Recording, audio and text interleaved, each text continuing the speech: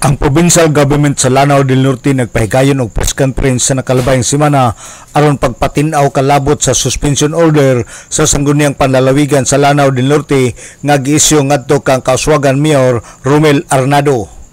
Ang nasangpit nga press conference ang gitambungan kini nila ni Vice Governor Alan Lim, Board Member Renario Bihag, Board Member Attorney Eleuterio Obial Jr., Attorney Aljol Jigo, Acting Provincial Legal Officer ug Acting Provincial Administrator, DILG Provincial Director Bruce Culaw ug uban pa.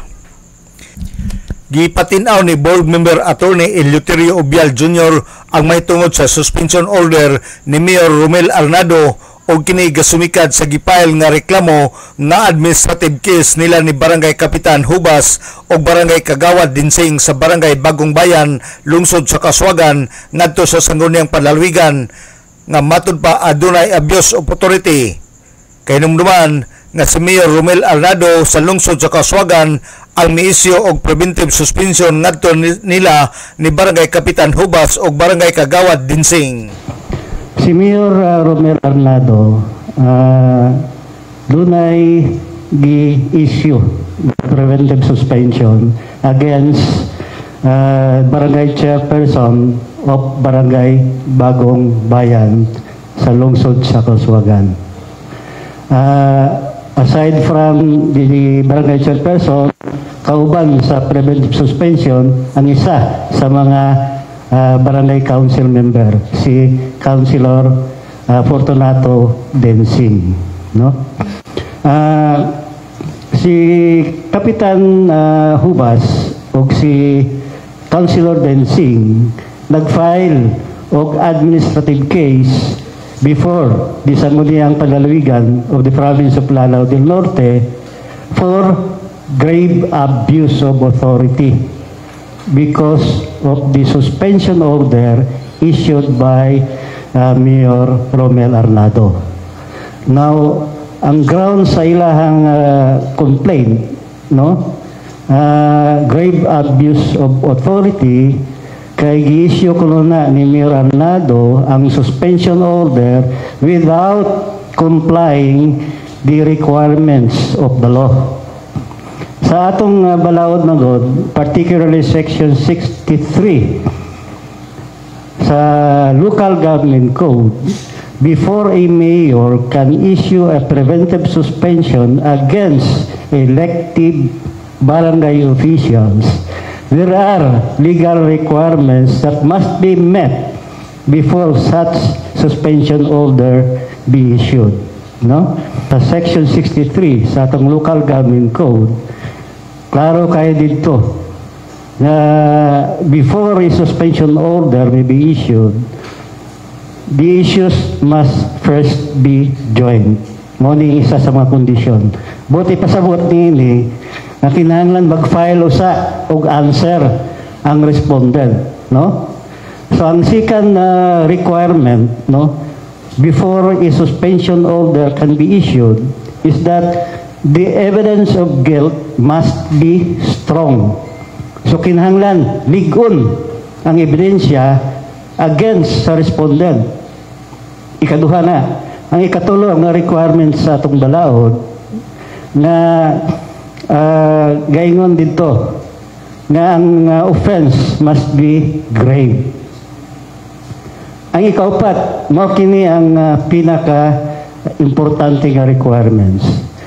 There is a possibility that the continuance of the respondent in office, no, could influence the witness or the complainants, or there is a possibility that the continuance in office of the respondent will compromise the records or evidence.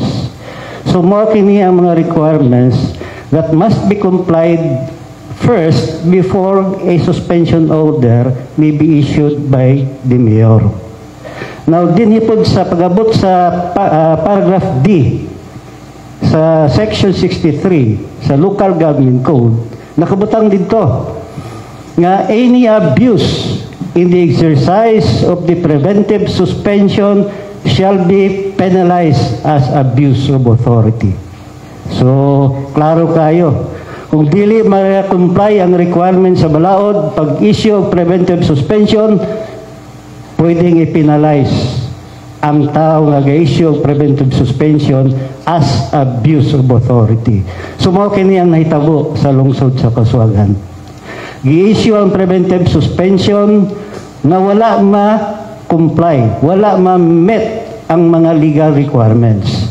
So, upat ka legal requirements dapat i-comply sa atong halangdong mayor sa lungsod sa Kasuagan. Pero isa lang ang na-comply niya. Ang number 1 issues were joined. Bot pasabot, nag-file og answer ang si Kapitan Hubas o si Councilor Dinsing. Si Board Member Eleuterio Obial sa Lanao del Norte. Gipasabot ni Board Member Obial nga ang People's Organization sa Barangay Bagong Bayan sa lungsod sa Kasuagan nga mao ang BAPWAS nga mao nag-manage sa local water system sa Barangay Bagong Bayan ang nagfile og administrative case ngadto kang Barangay Kapitan Hubas o Konsehal Dinsing. Ang history mo gudani, dunay gi-file nga administrative case ang members sa BAPWAS. Kining BAPWAS mo ni ang People's Organization nga mo i-manage o ga-operate sa local water system sa Barangay Bagong Bayan sa lungsod sa Kasuagan. No?